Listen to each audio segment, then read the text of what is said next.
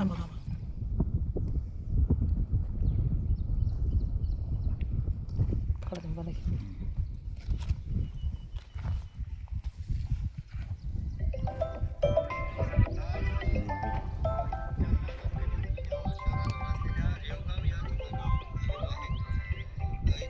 Okay.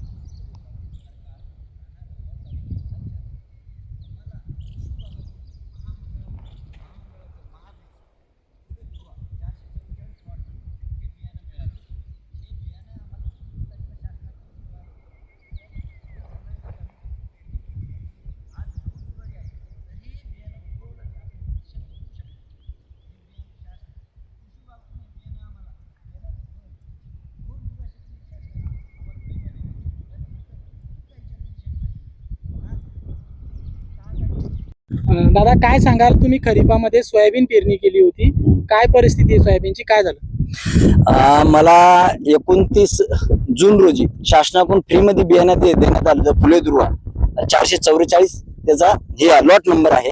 ते बियाणं 29 तारखेला देण्यात आलं होतं मला. मी 1 तारखेला ते बियाणं पेरणी केलेली आहे. आज 10 तारीख आहे. आजपर्यंतही ते बियाणं उगवलेलं नाही. मी त्याची तक्रार काल कलेक्टर साहेब, EDO साहेब आणि तालुका कृषी अधिकारी, जिल्हा कृषी अधिकारी यांच्याकडे केलेली होती. त्याच्यानंतर काल परवा दिवशी मी कलेक्टर मॅडमना भेटून प्रत्यक्ष सांगितलं असं झालं. मग त्यांनी मॅडमना माझ्या समोर दखल घेऊन संबंधित कृषी अधिकाऱ्यांना EDO ला फोन करून सांगितलं यांची तत्काळ पाहणी करण्यात यावी. त्या निमित्तानं काल मग EDO साहेब आलते, तालुका कृषी अधिकारी आलते आणि KVK चौधरी साहेब आले. त्यांनी स्वतः येऊन पाहणी केली. त्यांनी मला स्वतः सांगितलं की बाबा आमचा असा फॉर्म्युला आम्ही 1 बाय 1 मीटर मध्ये किमान 33 झाडे उगवले, त्याचं जर्मिनेशन आम्ही धरलं होतं. पण त्यांनी स्वतः 2-3 ठिकाणी ते बघून करून बघितलं. एकही झाड म्हणजे पोटल तुम्ही शेतात बघू शकता. मागच्या वर्षीचा हरभरा उगला माझा, पण सोयाबीन नाही उगली. याच्यामुळे माझं खूप नुकसान झालं आणि शासनाने माझी फ्री बियाणं देऊन घोर निराशा केलेली आहे. तर शासनाला माझी एकच विनंती आहे की त्यांनी मला तत्काळ दुसरं बियाणं, खत, औषध तत्काळ देण्यात यावं आणि माझी दुबार पेरणी करून देण्यात यावी. कारण पहिलंच माझं खताच्या बॅगेचे खूप रेट वाढलेले आहेत. मी 2200 रुपयाला खताची बॅग आणलेली आहे. त्याच्यानंतर तणनाशक मारायला 1000 रुपये लागले मला आणि बुजुक ट्रॅक्टर पेरणीचे 1500 रुपये गेलेत माझे. असे 5-6 हजार रुपये माझा खर्च झालेला आहे आणि 1 महिना पेरणी सुद्धा लेट झाली. ऑलरेडी ऑल निनोमुळे दरवर्षी जून मध्ये पेरण्या होतात.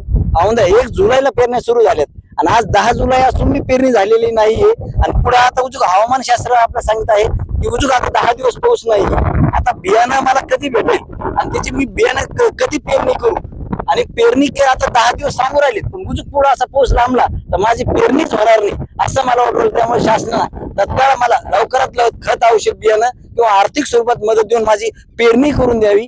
कारण मला पुढे चालून मुलाचा शिक्षणाला खर्च लागेल, मुलीचंही लग्न करावं लागेल, त्यांच्यासाठी घर कसं चालायचं असा खूप मोठा गंभीर प्रश्न माझ्या समोर उभा राहिला आहे. शासनाने त्यामुळे माझी दखल घेऊन आमच्या रेगाववासीच्या शेतकऱ्यांना लवकरात लवकर बियाणं, खत, औषध देण्यात येऊ ही माझी मायबाप सरकारला कळकळून विनंती आहे. नाही तर पुढं 2029 ला शासकीय मार्गाने माझ्याकडे आसूड आहे. मी शासनाला 2029 मध्ये लोकशाहीच्या मार्गाने मग मी आसूड दाखवेन.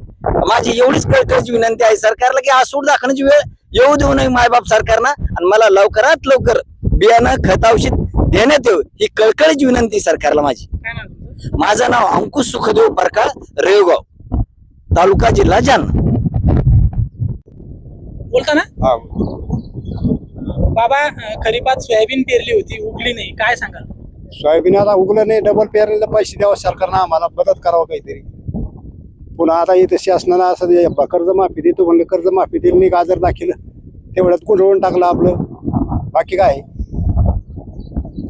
तुम्ही बियाणं कुठून आणलं होतं, काय झालं? महामंडळाचं बियाणं आणलं होतं, ते बियाणं उगलत नाही. 25 बॅग पूर्णच उगलं नाही, कोणाचंच नाही उगलं. तेवढं शेतकऱ्यांनी घेतलं तेवढं, काहीच उगलं नाही. काहीच नाही उगलं. तुम्ही बघा आता याच्यात काही उगलं का, तुम्ही बघा ना. समजा आता काय मागणी तुमची सरकारकडे? सरकारनं मदत करावं बाबा शेतकऱ्याला. समजा आमचा आता शिक्षणाचा प्रश्न आहे लेकराचा, मुली बाळीचे लग्न कसे करायचे, काय करायचं,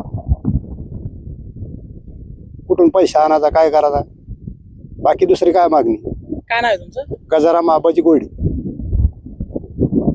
सर, तुमच्या ऑफिसच्या हद्दीमध्ये काही ठिकाणी शेतकऱ्यांना खरीपामध्ये सोयाबीन लागवडीचं बी दिलं होतं, मात्र ते खराब निघालं, उगम शब्द नाहीये, काय सांगाल? यामध्ये आतापर्यंत काल आणि आज 2 शेतकरी गटाच्या तक्रारी प्राप्त झालेली आहे. रेवगावमधील एकूण 15 शेतकऱ्यांना बियाणं वाटप केलेलं होतं. त्या 15 शेतकऱ्यांच्या पण बियाणं न उगवल्याबाबत तक्रार प्राप्त झालेली आहे. आणि आज लोंढेवाडीच्या शेतकरी गटाची सुद्धा तक्रार झालेली आहे. एकूण 25 शेतकरी आहे. अशा प्रकारे एकूण 40 शेतकरी जे गटातले आहे त्यांच्या सोयाबीन न उगवल्याबाबत तक्रार प्राप्त झालेले.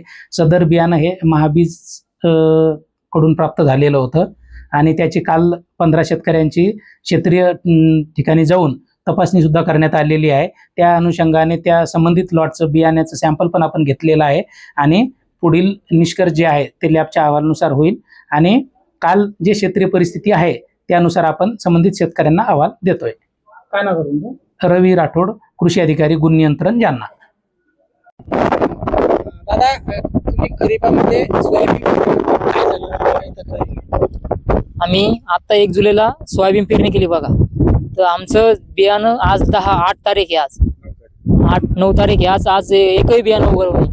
आम्हाला कृषी विभागाकडून 25 बॅग मिळाल्या मोफतमध्ये आणि त्यांनी आम्हाला बेबे पद्धतीनं पेरावचं सांगितलं. हे असं सांगितलं, असं पेरा, तसं बेडवरती पेरा. आम्ही तशी लागवड केली त्याची, पण ते काय टोकन पेरणी केली, त्याची टोकन ती लागवड केली टोकन सोयाबीनची, ते पण काही उगवलं नाही. आमची सरळ फसवणूक झाली. आम्हाला म्हणजे परत सोयाबीनचं बियाणं देण्यात यावे किंवा मग हे खर्च खताचा, औषधाचा, याचा त्याचा खर्च देण्यात यावे. आम्हाला हीच मागणी आहे शासनाकडे, सरकारकडे. तरुण आहे, शेतीकडे कसं वळावं? आता माझं ग्रॅज्युएशन कम्प्लीट झालेलं आहे. म्हणजे आता तिकडं तर काही नोकऱ्या वगैरे काही हेच नाही. त्याच्यामुळं आम्ही इकडं शेतीकडे वळावलं. त्याच्यात असं जर झालं तर काय शेती करावं हे सांगा ना आम्हाला. शिक्षणाचा फायदा नाही. शेतीकडे तरुण मंडळी वळा लागली आम्ही. हे असं म्हणलं काय शेती करावं असं नाही वाटलं आम्हाला. आज आत्महत्या करायचा प्रश्न यायला नोकऱ्या भेटायला इकडे शेतीत असावं लागलं. काय करा आम्ही तरुण मंडळी, तिकडे एक तर नोकऱ्या मिळाला, शेतीकडे वळावं असं फसवणूक व्हावं लागली. खर्च 6-7 हजार रुपये खर्च झाला. 1 एकरी आमचा काय 3 एकर पेरली. माझा खर्च झाला असं 25 ते 30 हजार रुपये एकरी हेक्टरी. काय नाव आहे तुमचं? माझं नाव भागवत जाधव, राहणार रेवगाव, तालुका जिल्हा जालना.